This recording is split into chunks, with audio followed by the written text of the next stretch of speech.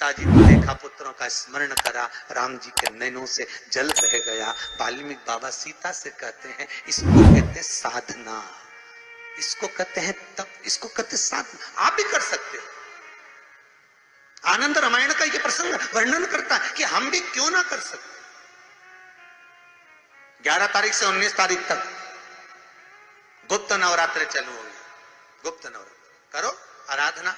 कुछ नहीं तो एक फूल तो शंकर को चढ़ाना चालू करो, कम से कम एक पुष्प तो चढ़ाओ।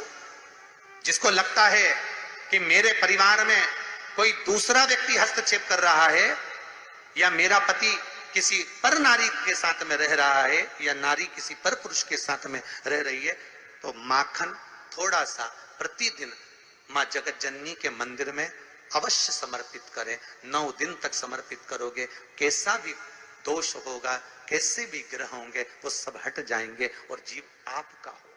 ये वो नवरात्र है जिसमें प्रेम आनंद बढ़ता है, स्नेह बढ़ता है। ये कोई साधारण नवरात्र नहीं है। भाई भाई में अगर द्वेष हो रहा है, विवाद चल रहा है, अदालत में बात चल रही है, कोई समझौता नहीं हो रहा, एक दूसरे से बातचीत बंद है, करो नवरात्र। यही गुप्त नवरात्र धारण करो। 9 दिन कुछ भी आप बाबा को पुष्प समर्पित करो। फूल लगता क्या है, कोई यहाँ लिखा तो आनंद रामायण में ये थोड़ी नहीं लिखा कि एक एक सोने की अंगूठी समर्पित करो। उन्होंने तो लिखा पुष्प, केवल पुष्प, केवल पुष्प, इससे ज्यादा कुछ नहीं। भगवान कोई कामना है आपकी नहीं हो रही, लग जाओ 11 तारीख से। कल की अमावस्या हो जाने दो 10 तारीख, बाबा को रिझाओ, उसको मनाने का प्रयास करो। माता जानकी जी ने वाल्मीकि बाबा से पूछा, गुरुदेव एक बात पूछना चाहते हैं। बोलिए क्या है बात? ये पूछना चाहते हैं गुरुदेव, मेरे प्रभु को देखे हुए बहुत समय हो गया, मेरे बच्चे भी मेरे पति को, मेरे प्रभु को नहीं देख पाए। गुरुदेव अगर कोई पूजन ऐसी होती हो जिस पूजन से मेरा पति का मुझे दर्शन हो जाए, या मेरा पति मुझे मिल जाए, एक बार उनका दीदार हो जाए, जो मुझे देखे नहीं है बहुत दिनों से, ना मैंने उनको देखा है, एक बार दीदार हो जाए, एक बार वापस मिलन हो जाए। जिस व्यक्ति का कोई कार्य सिद्ध नहीं हो रहा है, कोई कार्य अटक गया है, मिलन नहीं हो रहा है, कोई अदालत तक में बात पहुंच गई है और मालूम पड़े संबंध टूटने वाला है, लग रहा है कि ये ससुराल वाले नहीं रख रहा है, या लग रहा है कि ये संबंध हमारा खराब होने वाला है, उस व्यक्ति को ये व्रत 9 दिन के धारण कर लेना चाहिए, जो माता जानकी जी ने वाल्मीकि बाबा से पूछ कर करा था, जो माता सीता जी ने वाल्मीकि बाबा से पूछ कर करा था। तो वाल्मीकि बाबा ने कहा, जानकी अये सीते सुनो, एक व्रत है, एक उपवास है, एक व्रत है, एक साधना है, अगर वो तुम कर लोगी 9 दिन तक, तो ये पक्का है कि तुम्हारे पति का दर्शन तुम्हें हो जाएगा, और तुम्हारे पुत्रों को भी तुम्हारे पति का दर्शन हो जाएगा, उनके पिता का दर्शन। ठीक है, क्या उपाय? कहा शिव मंदिर में जाइए, पहले दिन 9 फूल कमल के हों, जो मिल जाए, परंतु एक जैसे फूल होना चाहिए।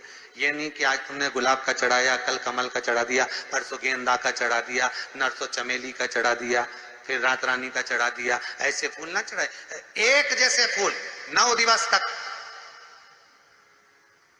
सीते हे जानकी, हे पुत्री, शिव मंदिर में जाकर अपने पति का स्मरण कर कर, कार्य का स्मरण कर कर, 9 फूल प्रथम दिन घी का दिया लगाकर आप भगवान शंकर को कामना कर कर समर्पित करती हो। दूसरे दिन वही फूल दुगने हो जाना चाहिए, 18।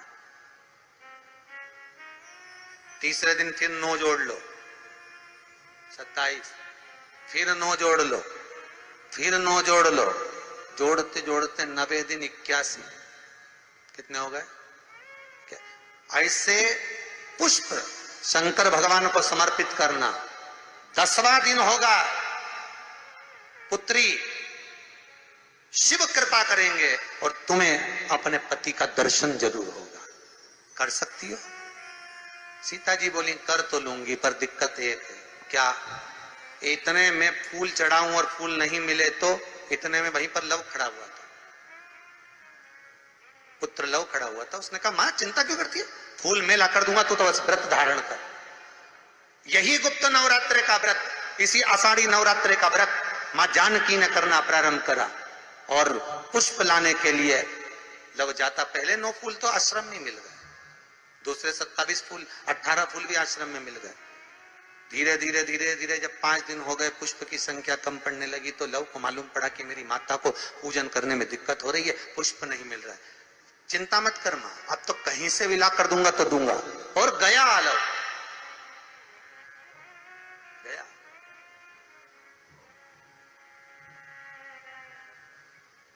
अयोध्या में पहुंच गए, जहां एक सुंदर सा सरोवर था। सरोवर के दरवाजे पर द्वारपाल खड़े हुए थे, अंदर नहीं जाने दिया। मुझे जाने दो, मुझे पुष्प चाहिए, मेरी माता पूजन कर रही। द्वारपालों ने पकड़ना चाहा, मना करा, नहीं माना। लव इनको पटक कर अंदर प्रवेश कर गया, फूल लेकर आया, माता को दिया। धीरे धीरे पुष्प आते रहे, चलता रहा। खबर पहुंच गई श्री राम जी महाराज के पास में कि कोई वाल्मीकि बाबा का शिष्य आता है और सरोवर के सारे कमल के फूल तोड़कर ले जाता है। बड़ा उद्दंड है, सैनिकों को मार देता है। सैनिक वो पड़े दूर। राम जी को सूचना मिली, आज 9वां दिन था, माता जानकी इंतजार कर रही है पुष्प आए। इतने में चारों तरफ सेना को लगा दिया गया कि आज सरोवर का एक पुष्प नहीं जाना चाहिए। और लव का युद्ध प्रारंभ हो गया उस अयोध्या के सरोवर पर।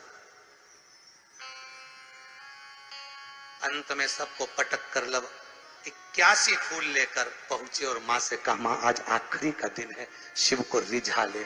और माता ने शंकर भगवान को फूल चढ़ाया।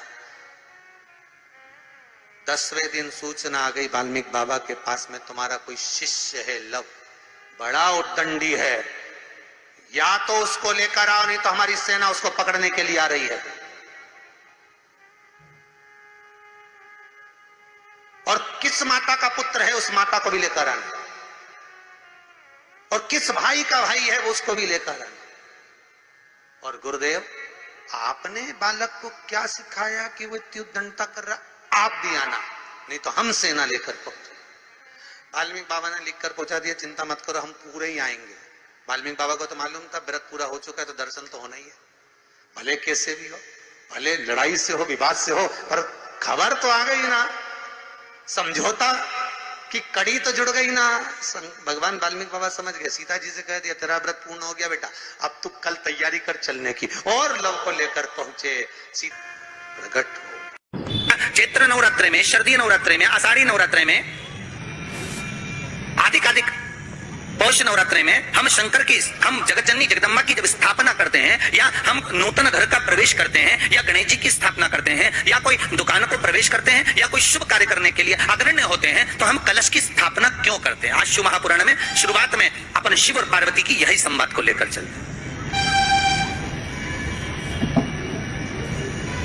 आखिर कलश में ऐसा क्या है, कलश के अंदर आखिर ऐसा क्या विराजमान है कि 33 कोटि देवता उस कलश के अंदर आकर बैठ जाते हैं? महाराज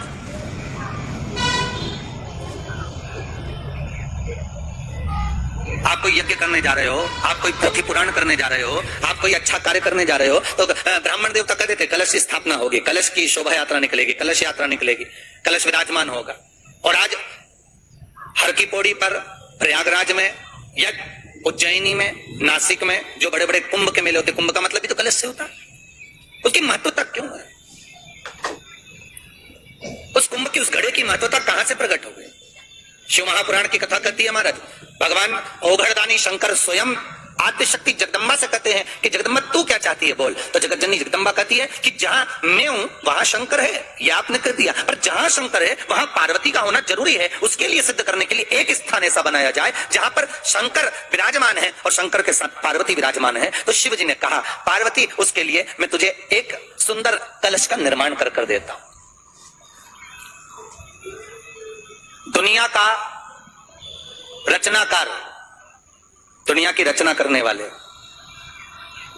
महाराज, संपूर्ण ब्रह्मांड की रचना करने वाले, जिनको भगवान शिव ने स्वयं ब्रह्मदेव से कहा है कि ब्रह्मा जी तुम सृष्टि खंड को आगे बढ़ाइए, सृष्टि की रचना करिए। और आज ही के दिन, यही चैत्रीय प्रतिपदा के दिन, यही इसको कहते हैं नया संवत्सर, नया वर्ष। हिंदू धर्म में क्यों कहा जाता है? आज ही के दिन ब्रह्मा जी ने महाराज सृष्टि की रचना करना प्रारंभ करा था। आज ही के दिन भगवान शिव और ब्रह्मा का संवाद हुआ था। सीधे भगवान शंकर ब्रह्मदेव के पास जाकर बोले थे, हे ब्रह्मदेव, आप सृष्टि की रचना करिए। तो ब्रह्मा जी ने पूछा था, सारे नक्षत्र आपने बनाए, सारे दिन आपने बनाए, सारी घड़ियां आपने बनाई, सारा पल आपने बनाया, मनुष्य की श्वास गिनती, काउंटिंग, अर्थात मनुष्य के शरीर की रोमावली, ये सब आपने निश्चित करी है। सब बोलिए एक बार जमकर, श्री शिवाय नमस्तुभ्यम। प्रैक्टिकल जरूर करना, कहीं सियोर वाला महाराज झूठ तो नहीं बोल रहा। शास्त्रों